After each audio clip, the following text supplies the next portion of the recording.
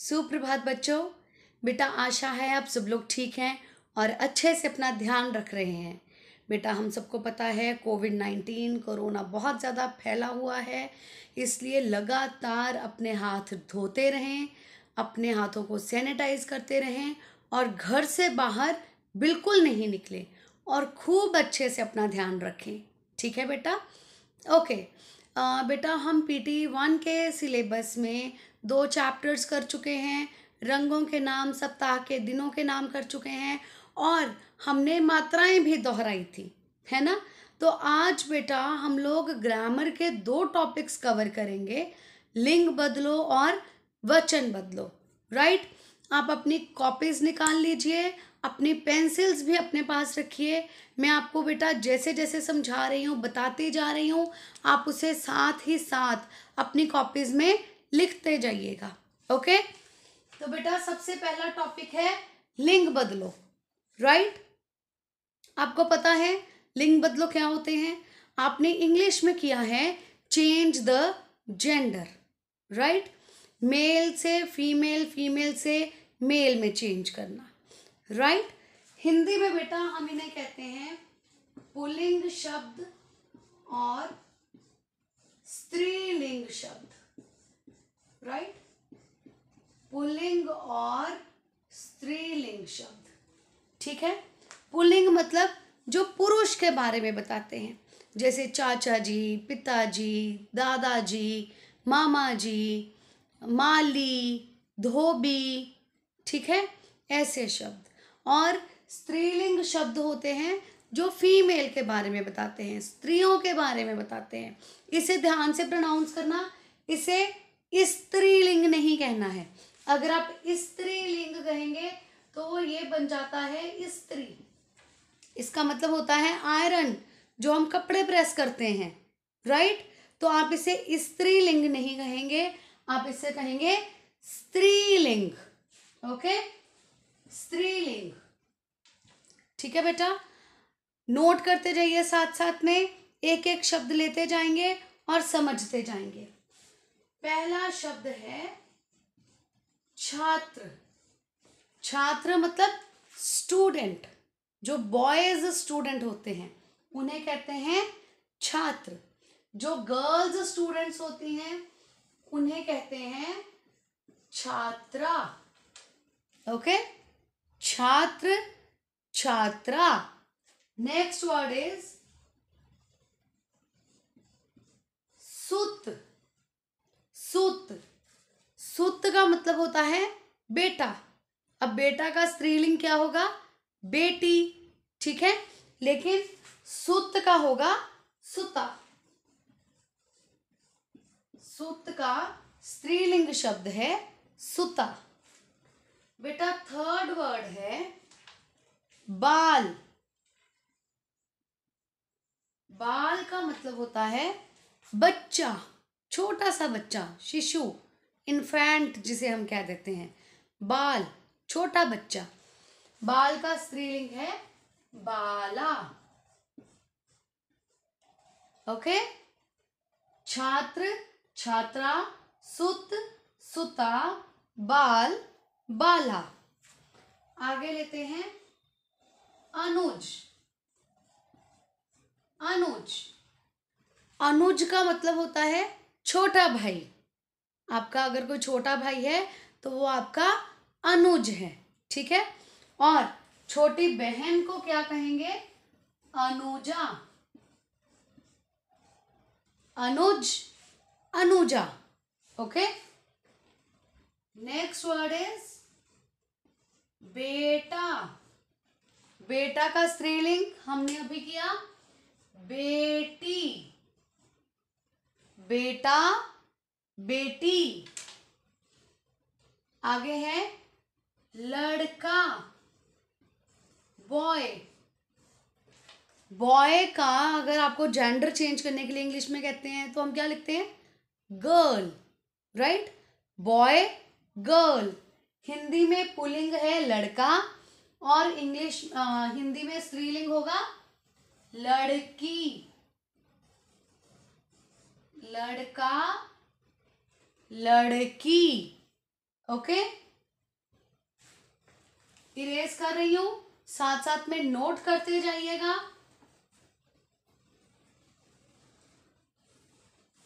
इसके बाद अगला शब्द है दादा। दादा का स्त्रीलिंग सबको पता है ना, दादा दादी, दादा दादी। नेक्स्ट इज चाचा। चाचा का स्त्रीलिंग चाची, चाचा चाची। नेक्स्ट वर्ड इज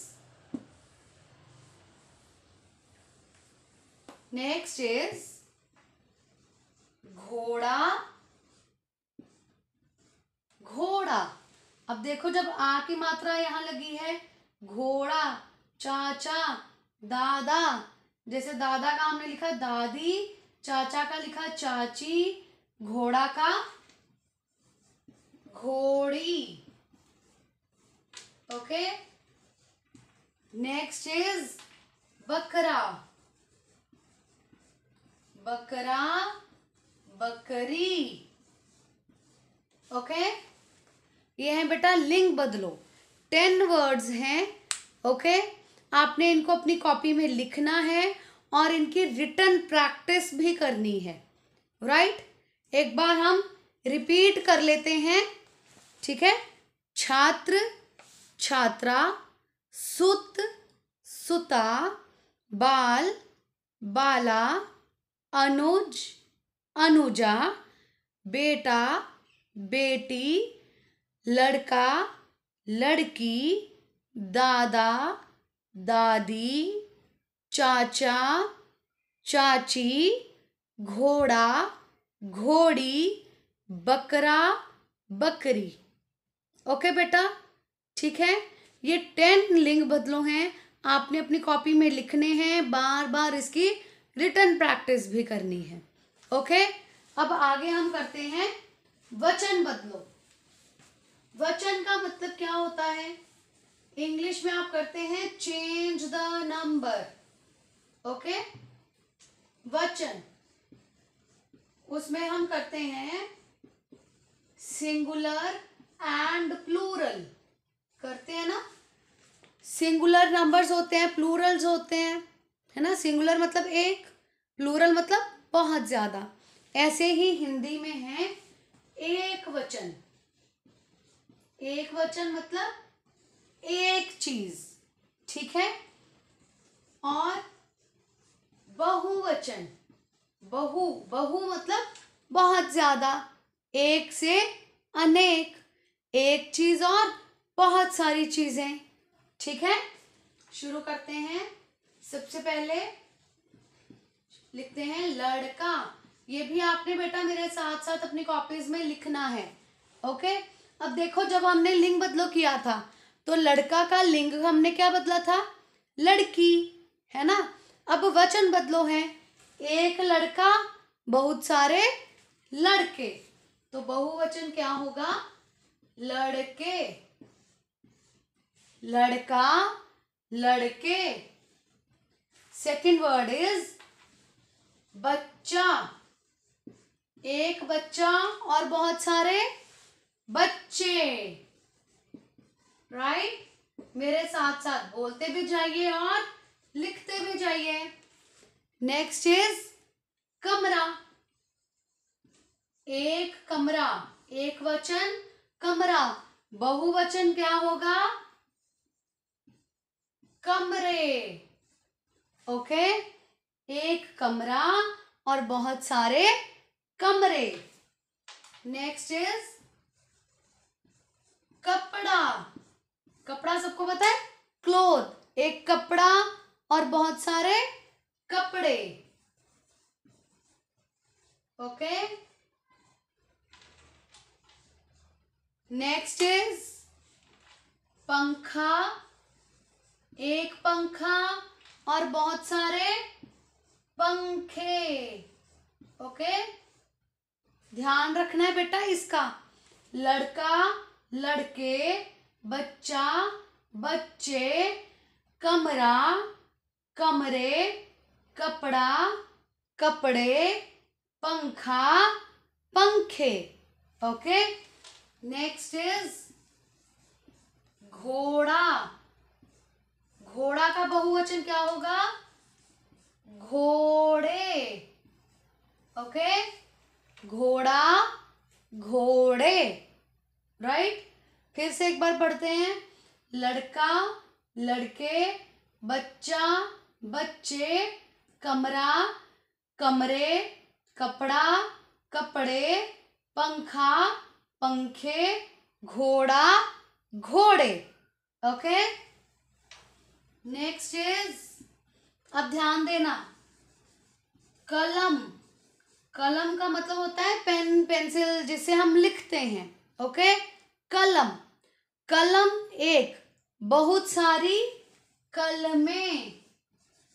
अब बेटा ध्यान देने वाली बात है, जब हम कहेंगे कलमें तो देखो पीछे बिंदी सुनाई दे रही है, तो हम यहां लगाएंगे बिंदी। कलमें, लड़के बच्चे, कमरे कपड़े, पंखे घोड़े, इसमें हमें पीछे बिंदी सुनाई नहीं दी थी।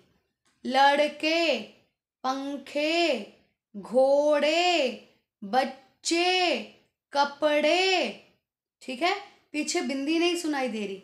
लेकिन यहां जब हमने लिखा कल में तो हमें पीछे बिंदी भी सुनाई दे रही है, तो हम बिंदी भी यहां लगाएंगे। ठीक है बेटा, आगे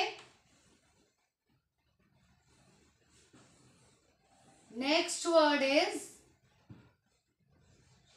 8th वर्ड है नहर।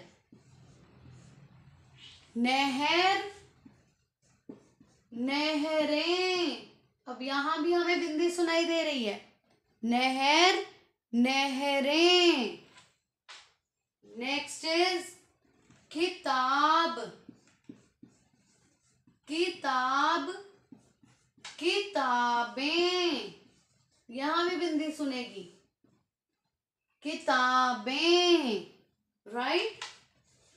नेक्स्ट इज रात रातें।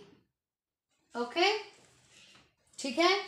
पंखा पंखे, घोड़ा घोड़े, कलम कलमें, नहर नहरें, किताब किताबें, रात रातें, राइट। बेटा आपने इनको समझना है, इनको अपनी कॉपी में लिखना है, इनकी बार बार रिटन प्रैक्टिस करनी है। अगर आप बेटा रिटन प्रैक्टिस करेंगे तो आपके स्पेलिंग एरर्स नहीं होंगे। Okay, so you will write in the notebook and whenever I will ask for sending the notebook, you will send it to me. Okay, thank you so much beta, bye.